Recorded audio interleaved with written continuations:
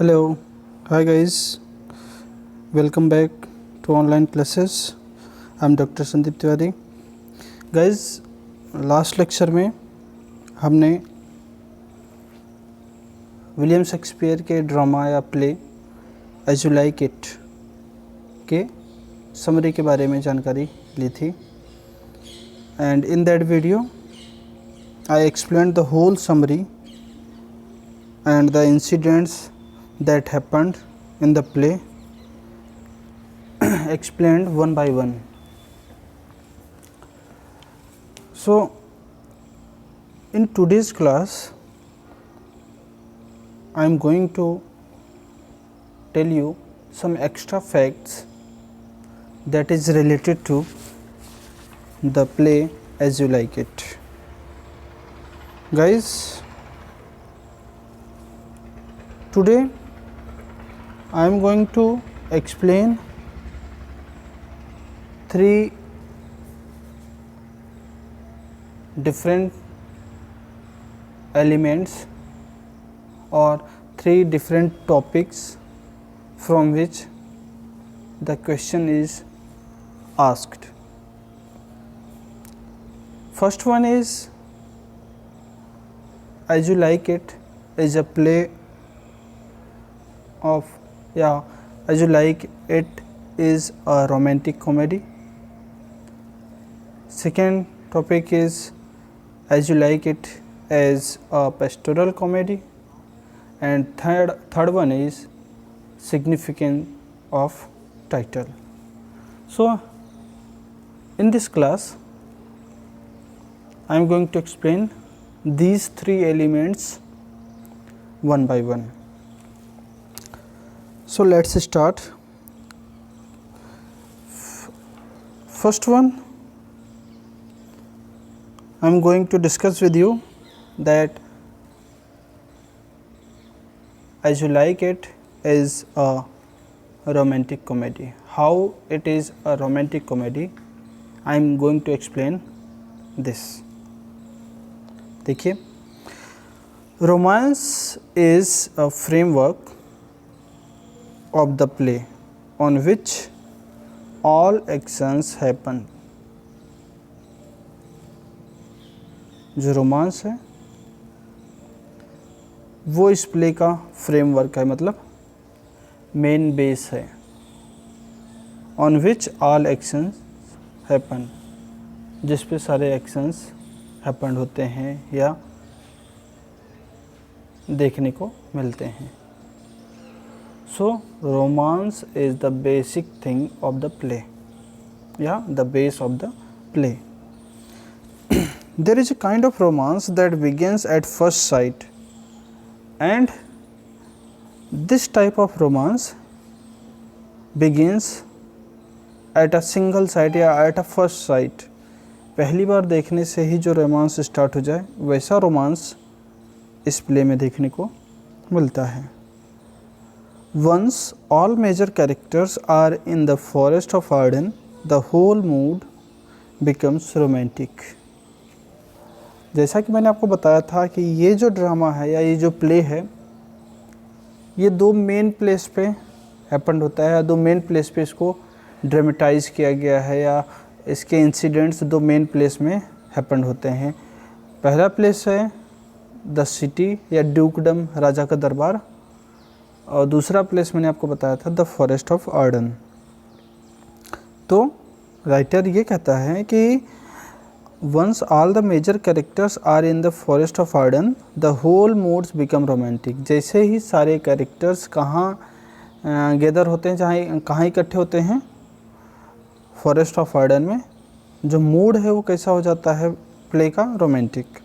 क्योंकि forest of Arden में जैसा कि मैंने आपको समरी में एक्सप्लेन किया था कि फॉरेस्ट ऑफ आर्डन में ही हमें चार लोगों के मैरिज के बारे में, चार लोगों के लव के बारे में, उनसे लव रिलेटेड जो इंसिडेंट्स होते हैं वो उन सारी चीज़ों के बारे में एक्सप्लेन किया गया है. कहाँ? इन फॉरेस्ट ऑफ आर्डन. तो जैसे ही सारे कैरेक्टर वहाँ इकट्ठे होते हैं या वहाँ पहुँचते हैं तो प्ले का मूड कैसा हो जाता है, रोमांटिक हो जाता है. The forest is full of fresh air, there is no regulation no duty. और फॉरेस्ट में क्या है कि फ्रेश एयर, सीधी सी बात है, नेचुरल एनवायरनमेंट है तो fresh air. No regulation, forest है मतलब सिटी से दूर है तो वहाँ कोई रूल्स रेगुलेशन नहीं है, कोई डिसिप्लिन नहीं है। नो ड्यूटी, कोई ऐसी ड्यूटी नहीं है जैसे कि राजा के दरबार में देखने को मिलती है। Duke Senior is no courtly duke but a friend of other attending lords. और ड्यूक सीनियर जो कि ड्यूक फ्रेडरिक के द्वारा एग्जाइल किया गया है, निकाला गया है, वो भी वहाँ पे कोर्टली ड्यूक की तरह नहीं रहता, मतलब राजा के तरह नहीं रहता, बल्कि एज अ फ्रेंड रहता है। किसका? अटेंडिंग लॉर्ड्स, जो उसके सहयोगी होते हैं उनके साथ एक मित्र की तरह, एक फ्रेंड की तरह रहता है, ड्यूक की तरह नहीं रहता है। आगे देखिए, unlimited freedom allows everyone to hold on a romantic spirit. और लोगों को जो एक अनलिमिटेड फ्रीडम मिली है या अल्टीमेट फ्रीडम, जो पूरी तरह से जो फ्रीडम मिली है, वो उनको अलाउ करती है या सभी लोगों को अलाउ करती है कि वो रोमांटिक स्पिरिट बनाए रखें। मतलब जब उन लोगों को कंप्लीट फ्रीडम मिलती है तो वो अपने आप को रोमांस में ढाल लेते हैं या वो रोमांटिक स्पिरिट से जुड़ जाते हैं। Before entering into the forest, Orlando was already in love with Rosalind. अब रोमांस के बारे में बताने जा रहा है कि कहाँ कहाँ हमें कैसे कैसे रोमांस देखने को मिल रहे हैं।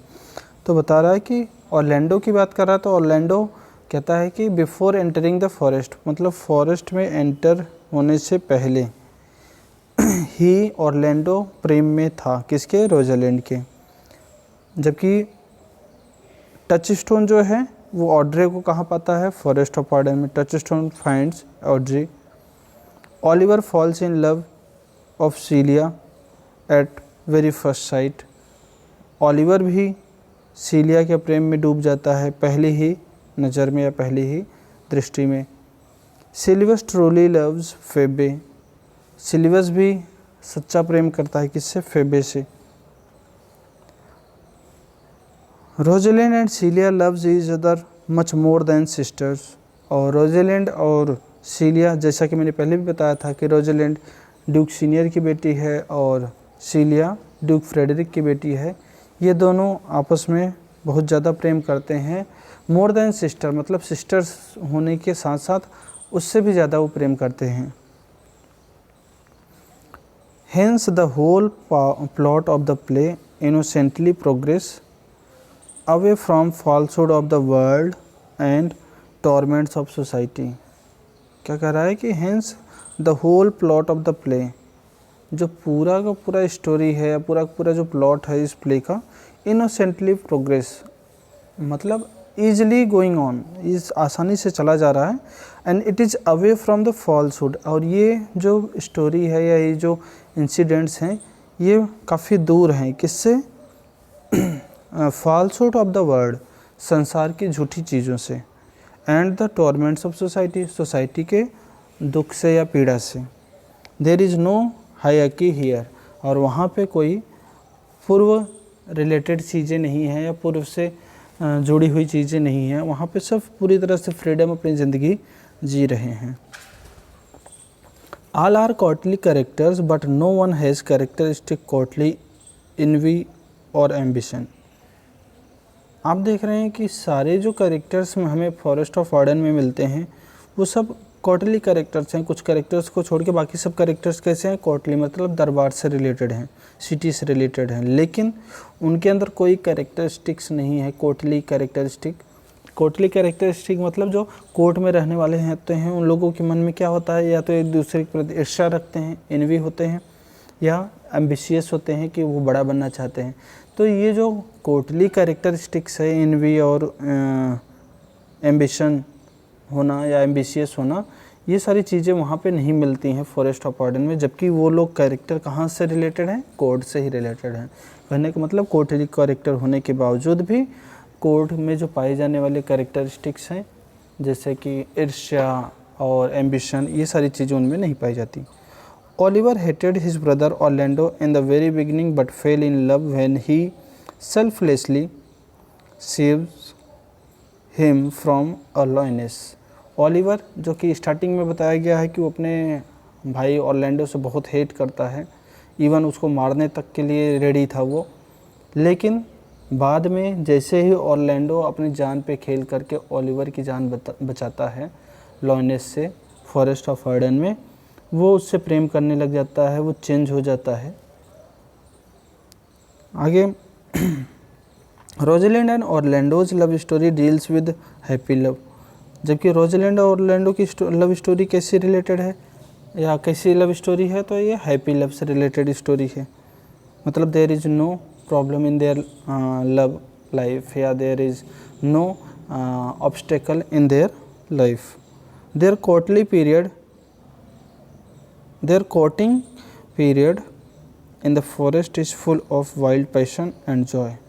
Their courting period, courting मतलब बच्चों एक दूसरे से जब अभिवादन निवेदन करते हैं तो वो कहाँ, इन द फॉरेस्ट, जंगल में, मतलब वो जो जंगल में मिलते हैं एक दूसरे को अपने प्रेम के बारे में बताते हैं, तो वो कैसा है, full of wild passion and joy, मतलब पैशन और जॉय से भरा हुआ है।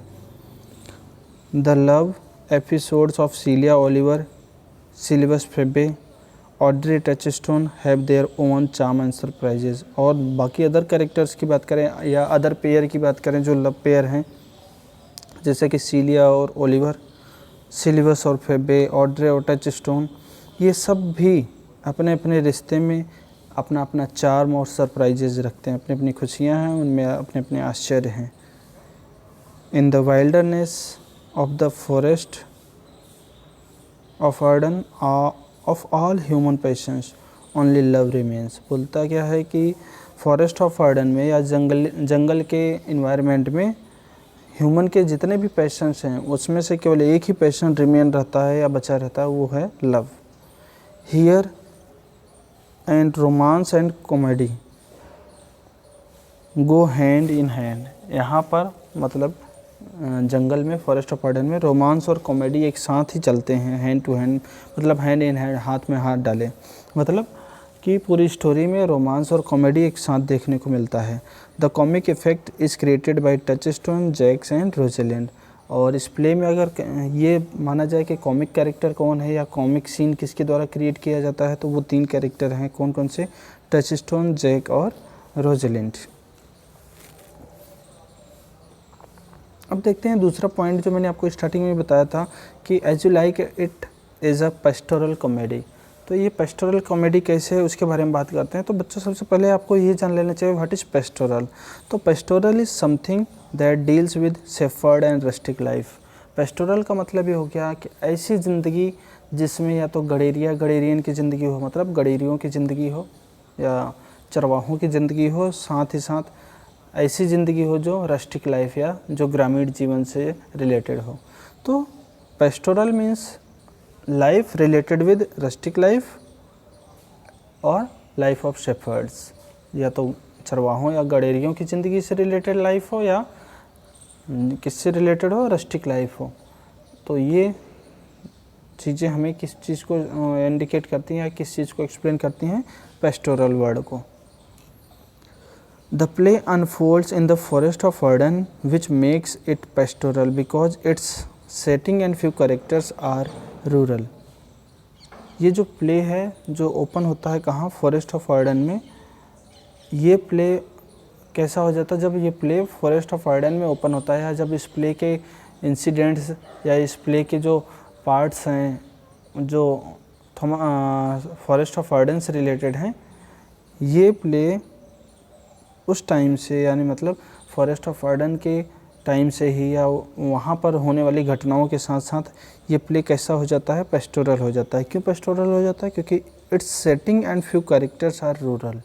क्योंकि इसकी जो सेटिंग है, फॉरेस्ट है, रूरल एरिया है, जंगली जीवन है, तो सीधी सी बात है कि वो कैसा हो जाता है, रूरल हो जाता है।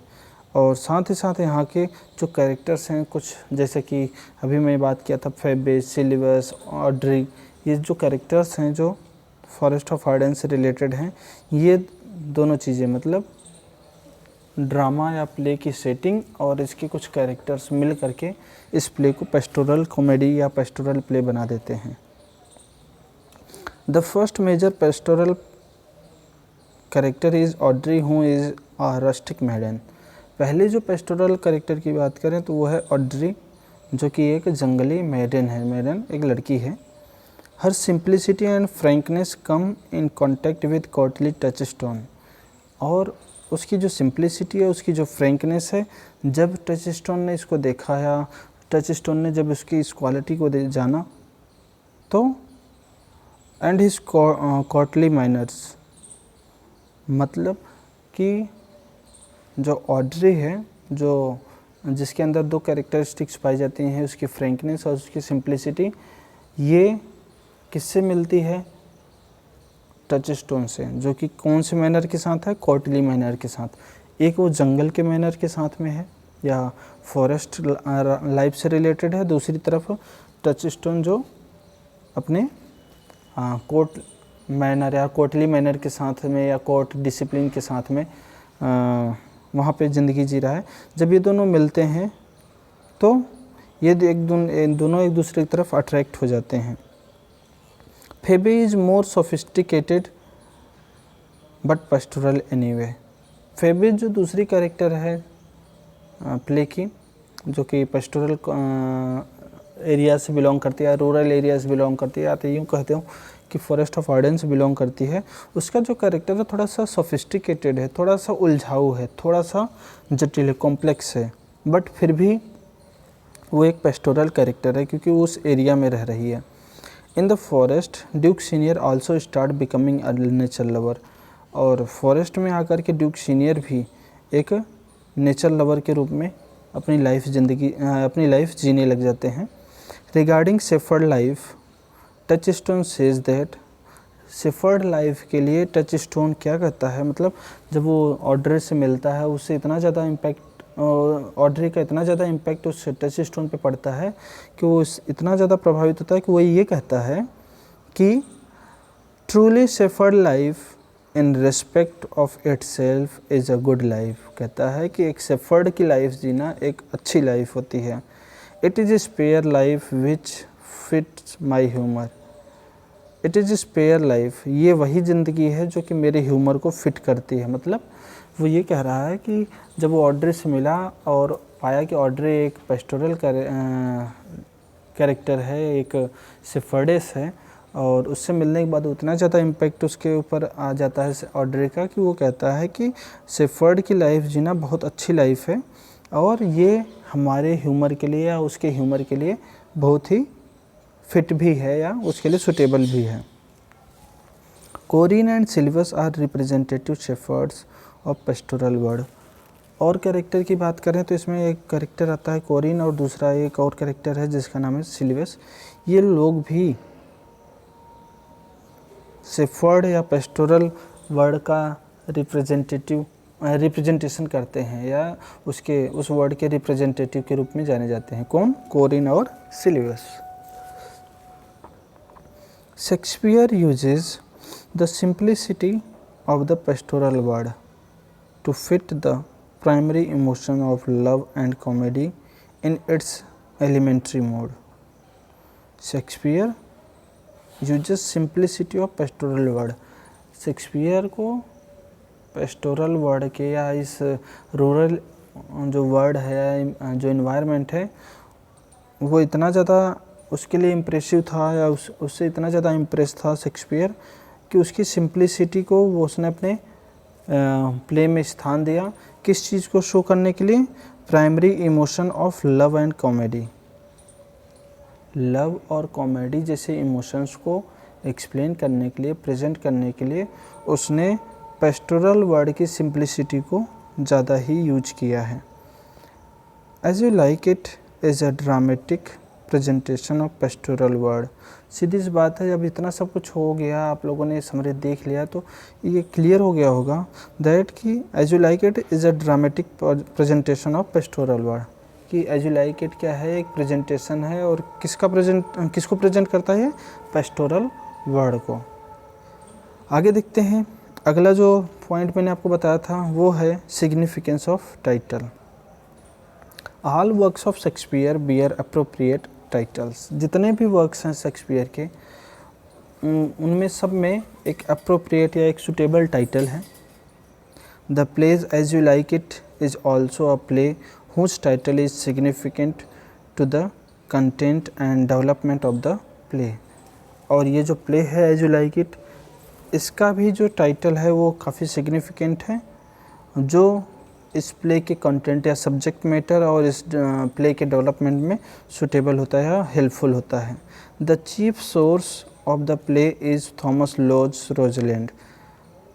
और इस प्ले का जो टाइटल है या इस प्ले के टाइटल को कहाँ से लिया गया है, इसका सोर्स क्या है, तो थॉमस लॉज का एक प्ले है। थॉमस लॉज एक और ड्रामेटिस्ट है, इंग्लिश ड्रामेटिस्ट या प्ले राइट, जिसका एक वर्क है रोजेलिंड। रोजेलिंड जो वर्क है वहाँ से इसका टाइटल लिया गया है और यही उसका वर्क, किसका, थॉमस लॉज का जो वर्क है रोजेलिंड, यही एक मेन सोर्स बनता है इस प्ले का। कौन से प्ले का, एज यू लाइक इट का। Lodge in his introduction to the play writes that. और लॉज अपने इंट्रोडक्शन में जो उस प्ले के लिए लिख रहे थे, कौन से प्ले के लिए, वही रोजेलैंड के लिए। रोजेलैंड के लिए उन्होंने एक इंट्रोडक्शन लिखा था अपने वर्क के लिए, मतलब थॉमस लॉज का जो वर्क था रोजेलैंड, उसके लिए जो उन्होंने इंट्रोडक्शन लिखा था उसमें उन्होंने लिखा था, क्या लिखा था कि if you like it so and yet it will yours in duty if you be mine in favour.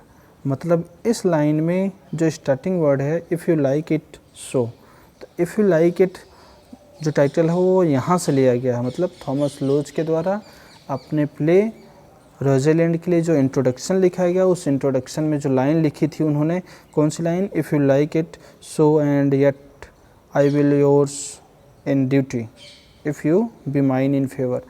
इस लाइन से इस टाइटल को लिया गया है, इस प्ले के टाइटल को लिया गया। कौन से प्ले का, एज यू लाइक इट के। ही rights it in such a way and it feels like saying to the audience that the play is exactly as you like it। उन्होंने इसको या इंट्रोडक्शन को इस तरह से लिखा है कि कोई भी पढ़ करके ऐसा फील कर सकता है कि वो ऑडियंस ये कहना चाह रहे हैं कि ये प्ले बिल्कुल वैसा ही है जैसा आप चाहते हो या जैसा आपको पसंद है। मतलब कि उन्होंने रोजेलैंड के बारे में, रोजेलैंड क्या, जो उनका प्ले था, उनका एक नाटक था, किसका, थॉमस लॉज का, उसके इंट्रोडक्शन के बारे में जो लाइन लिखी है, इस लाइन को पढ़ने से ऐसा पता चलता है कि थॉमस लॉज ये कहना चाह रहे हैं कि ऑडियंस जो कुछ भी पसंद करती है वो सारी चीज़ें इस प्ले में है।